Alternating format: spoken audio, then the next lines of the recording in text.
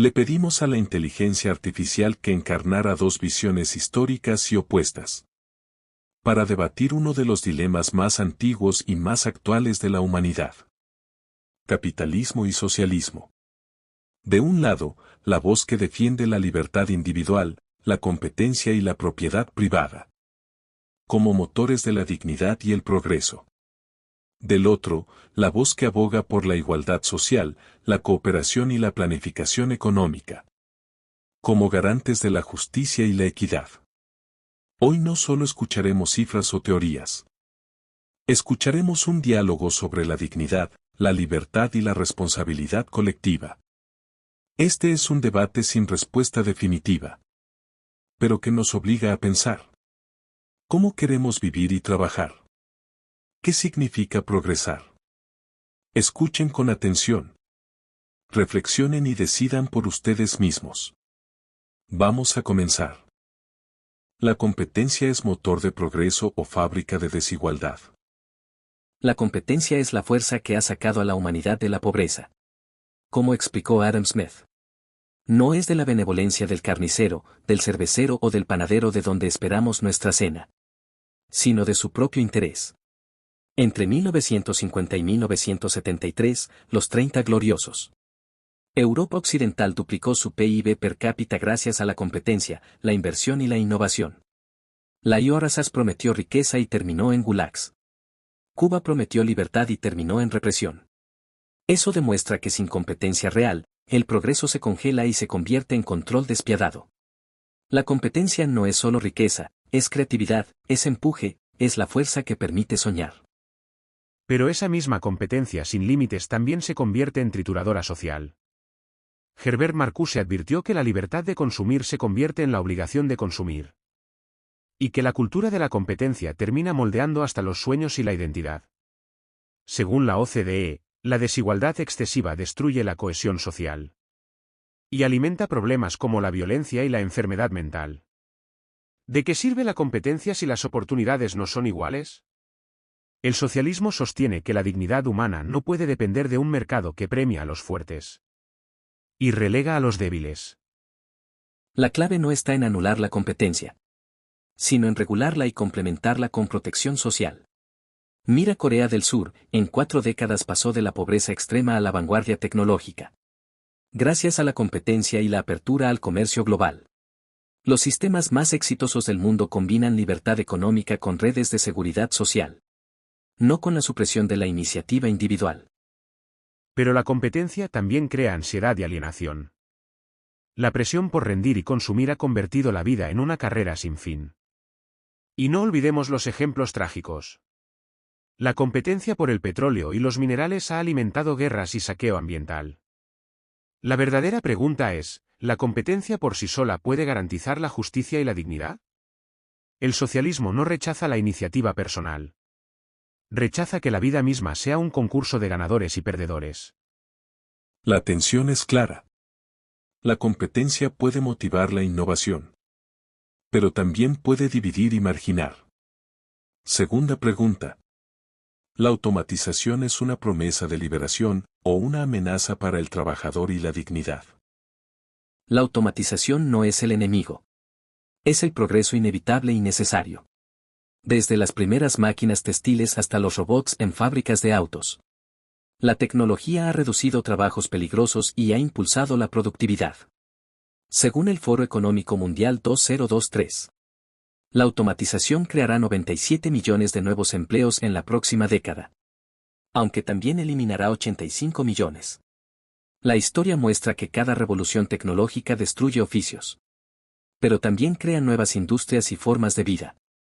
La clave está en educar, adaptarse y no frenar la innovación. Pero ese progreso tiene un precio humano enorme. Cuando los robots reemplazan a los trabajadores, la riqueza se concentra aún más en las manos de quienes controlan las máquinas. Según la OIT, 2022, hasta un 40% de los empleos en manufactura y transporte están amenazados por la automatización en las próximas 2 décadas.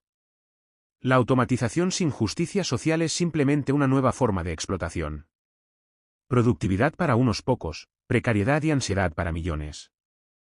Estoy de acuerdo, el peligro real no está en los robots, sino en cómo distribuimos sus beneficios. Pero la solución no es frenar el avance tecnológico, sino garantizar que existan oportunidades de reconversión y seguridad social. La automatización puede liberar a las personas de trabajos repetitivos y peligrosos, y permitirles dedicarse a tareas más creativas.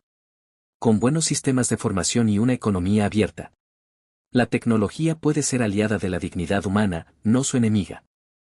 Pero la historia muestra que esas promesas no llegan solas. Cuando la única prioridad es el beneficio privado. Los robots no liberan, reemplazan y marginan. El socialismo propone que los frutos de la automatización no sean solo propiedad de las grandes corporaciones. Medidas como la renta básica universal y la reducción de la jornada laboral son formas de asegurar que la tecnología sea una herramienta de liberación real. Porque en un mundo donde los algoritmos deciden quién trabaja, la dignidad no puede depender solo de un contrato. Así vemos que la automatización es mucho más que un cambio técnico. Es un nuevo campo de batalla entre la promesa de liberación y el riesgo de desigualdad. La tecnología puede ser una herramienta para compartir la riqueza. ¿O será el nuevo rostro del control y la precariedad? Tercera pregunta. ¿Puede el capitalismo ser verdaderamente sostenible? ¿O la justicia ambiental exige un nuevo modelo? El capitalismo no solo puede ser sostenible. Es la mejor herramienta que tenemos para lograrlo. La competencia y la innovación impulsan las energías limpias, la eficiencia energética y la movilidad verde. Según la Agencia Internacional de Energía, AIE, la inversión en energías renovables superó los $1,7 billones en 2023. Impulsada en gran parte por la iniciativa privada.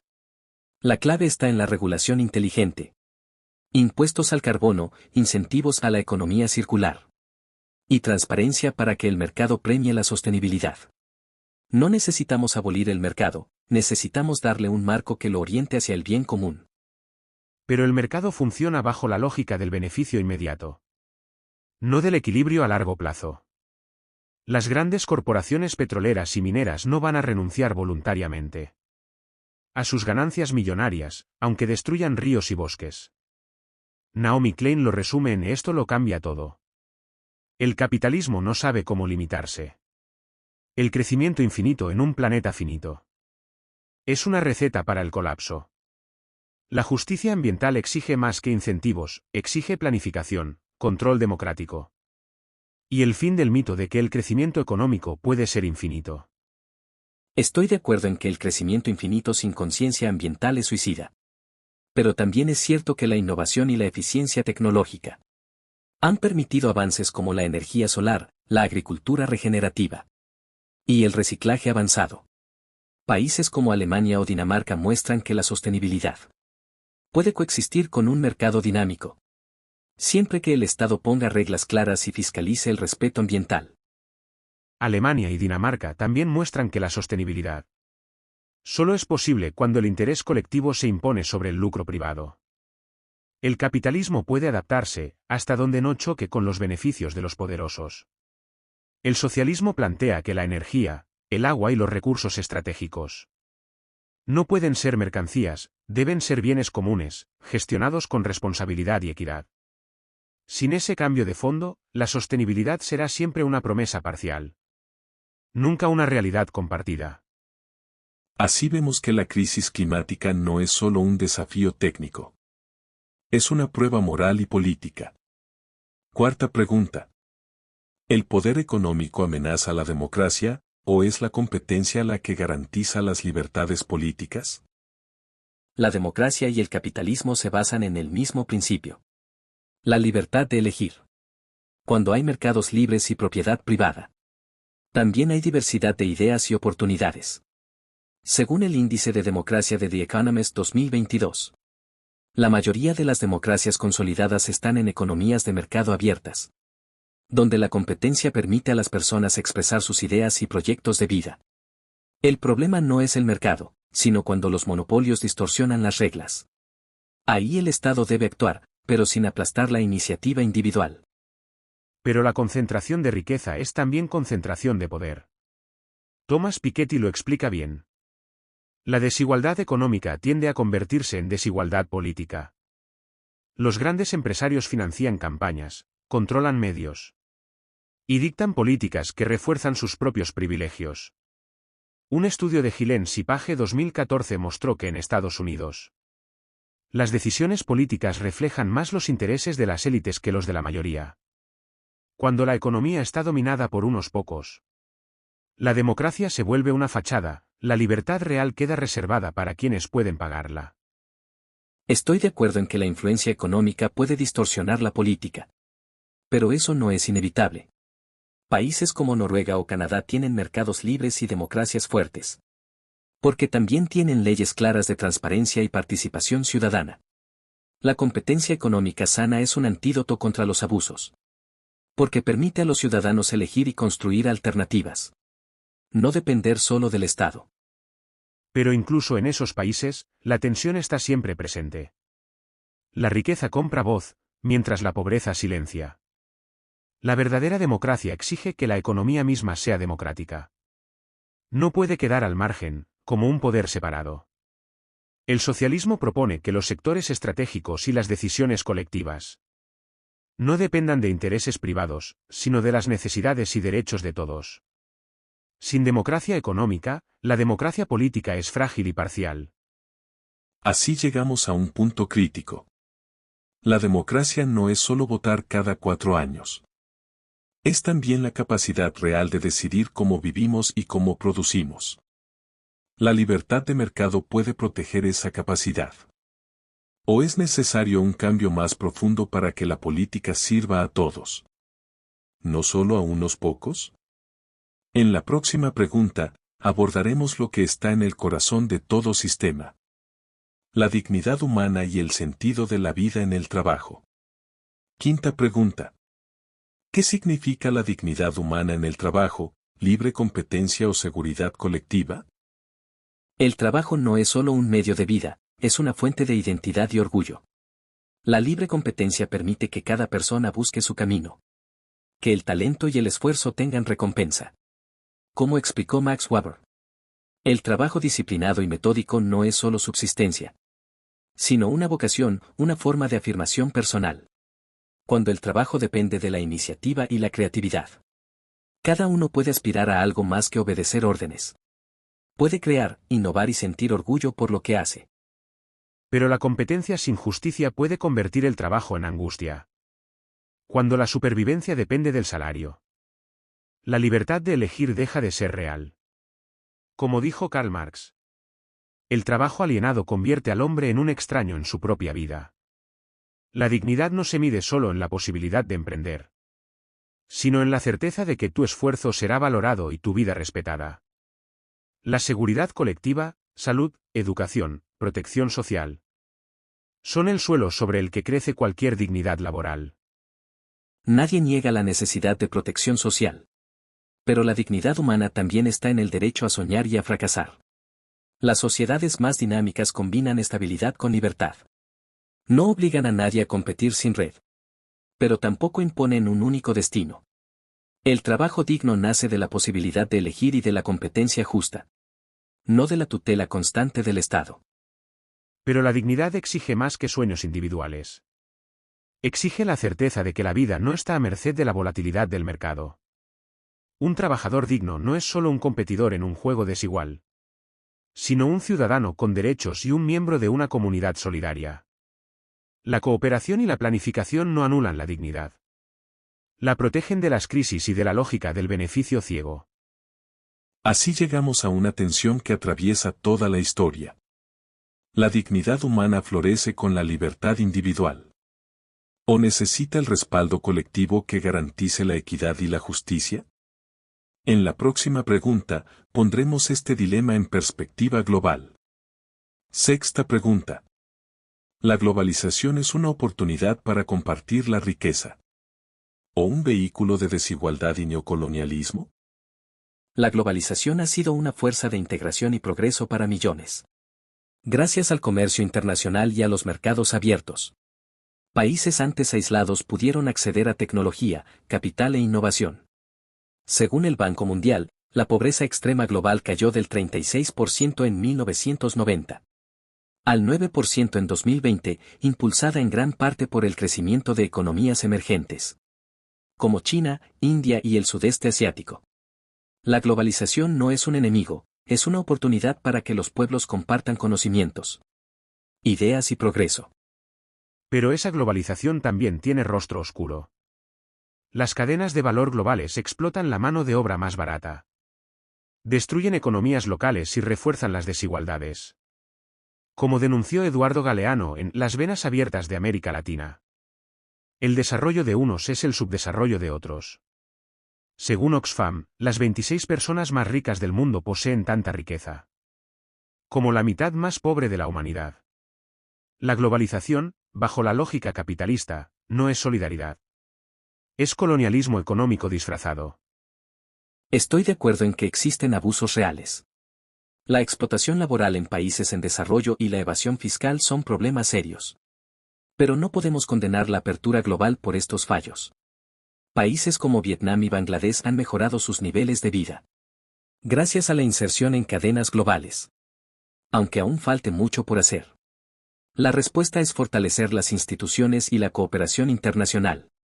No volver a levantar muros que empobrecen más aún a los más vulnerables.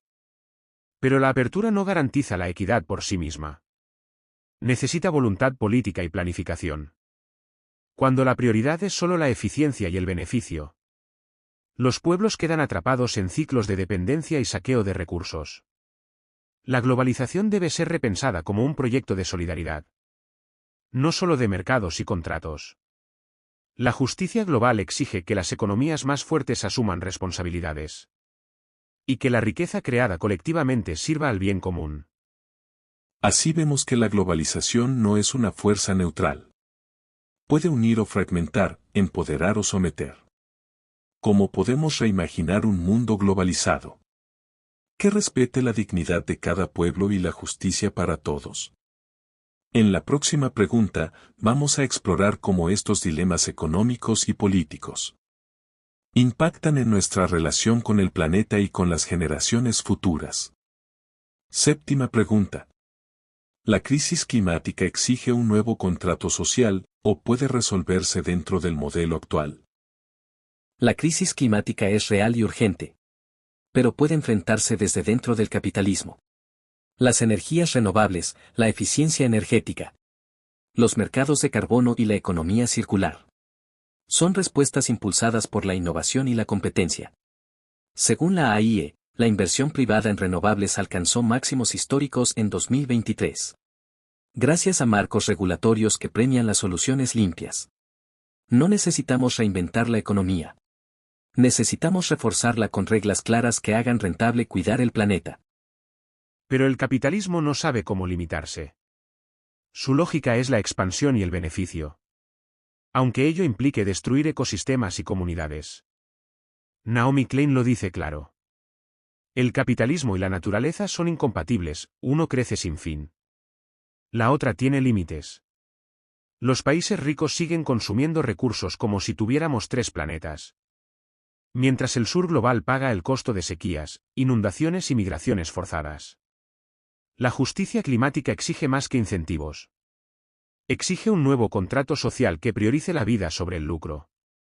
Coincido en que hay límites planetarios que no se pueden ignorar. Pero la innovación tecnológica es la clave. Desde la agricultura regenerativa hasta la captura de carbono. La iniciativa privada ha demostrado capacidad de adaptarse. El verdadero peligro está en la burocracia estatal que ahoga la competencia. Y en la falta de incentivos claros para proteger lo común. Con regulación inteligente, el capitalismo puede y debe ser verde. Pero la innovación sin justicia no es suficiente. La crisis climática es también crisis de desigualdad. ¿Cómo podemos pedirle al campesino sin tierra o al trabajador informal que se adapte si su vida está en juego? El socialismo propone que los recursos esenciales, agua, energía, tierra, sean gestionados democráticamente. No como mercancías que se subastan al mejor postor. Solo así podemos construir un futuro en el que el progreso no signifique destrucción ni exclusión. Así vemos que la crisis climática no es solo técnica. Es una cuestión moral y existencial. ¿Podemos salvar al planeta manteniendo el mismo sistema que lo puso en riesgo? En la próxima pregunta, exploraremos cómo la cultura y la identidad colectiva son moldeadas por estas tensiones económicas y políticas. Octava pregunta. ¿La cultura de consumo y la publicidad destruyen la autonomía humana? El consumo es también una forma de libertad. Elegir qué vestir, qué ver, qué usar, es parte de la autonomía personal. La competencia fomenta esa diversidad de opciones y la publicidad informa y conecta deseos con posibilidades. Estudios como los del Banco Mundial muestran que la apertura a nuevos bienes y servicios mejora la calidad de vida, especialmente para clases medias en ascenso. Pero la publicidad no informa, manipula. Como advirtió Herbert Marcuse, la libertad de elegir en un sistema de consumo masivo es una ilusión diseñada para mantener el orden establecido. La cultura de consumo impone modelos de éxito, erosiona la identidad colectiva y alimenta la ansiedad social. Según la OMS, la depresión y la ansiedad están correlacionadas con la desigualdad y la obsesión por el consumo. El socialismo cree que la autonomía real no nace de las vitrinas, sino de la capacidad de decidir cómo queremos vivir y compartir.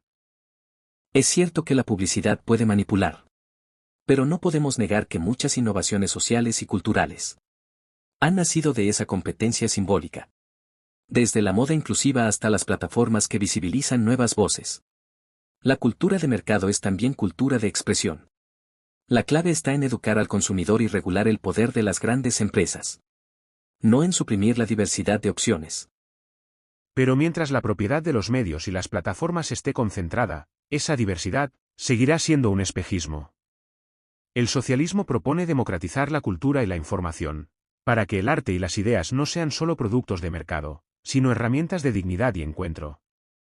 La verdadera autonomía nace cuando podemos elegir sin miedo, sin que el precio defina lo que somos. Así vemos que la cultura de consumo no es solo una elección personal. Es también un reflejo de las tensiones más profundas entre libertad y desigualdad, creatividad y manipulación.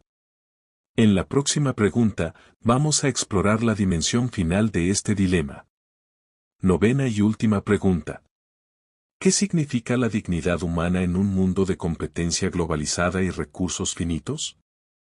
La dignidad humana es la libertad de elegir y de forjar tu propio camino, incluso en un mundo de competencia y límites. La creatividad, la resiliencia y la capacidad de innovar son expresiones de esa dignidad. Países como Corea del Sur y Alemania han demostrado que la competencia puede elevar la dignidad de millones, siempre que existan instituciones fuertes y oportunidades reales. El desafío está en equilibrar los recursos finitos con la ambición infinita del ser humano. Regular, innovar y respetar al prójimo sin frenar la libertad. Pero la dignidad no puede depender de un equilibrio que siempre prioriza a los fuertes. La globalización y la escasez de recursos han mostrado que la competencia sin solidaridad destruye comunidades y el planeta mismo. Como dijo Eduardo Galeano, la riqueza de unos pocos se ha construido sobre el hambre de muchos. El socialismo sostiene que la dignidad nace de la certeza de saber que, más allá del mérito o la competencia, cada vida tiene valor y merece respeto. El mundo necesita más que mercados y eficiencia. Necesita compasión y responsabilidad común. Coincido en que la dignidad no puede ser un privilegio. Por eso, el capitalismo debe ser regulado. Complementado con redes de protección social y participación democrática. Pero el motor de la dignidad sigue siendo la libertad. La posibilidad de imaginar, de crear, de elegir. La planificación y la solidaridad son esenciales, pero la imposición uniforme puede asfixiar lo que nos hace únicos. El socialismo no quiere uniformidad. Quiere asegurar que esa libertad que tanto valoramos no sea un privilegio de los poderosos, sino un derecho compartido. La dignidad en un mundo finito exige planificar, cooperar y renunciar a la idea de que el éxito de uno puede construirse sobre la miseria de otro. Solo así podremos encontrar un equilibrio real entre la creatividad humana y el respeto por la vida. Así cerramos este largo y profundo debate. Una conversación que no termina, porque la dignidad, la libertad y la justicia son caminos, no metas finales. Hemos escuchado argumentos, datos, dudas y convicciones. Ahora queda en sus manos, en las de cada persona que escucha, decidir qué tipo de mundo queremos construir. Gracias por acompañarnos en este viaje de ideas. Si te gustó este debate, no olvides darle me gusta y suscribirte al canal. Aquí seguirás encontrando reflexiones y diálogos que buscan ampliar tu mirada. La reflexión apenas comienza.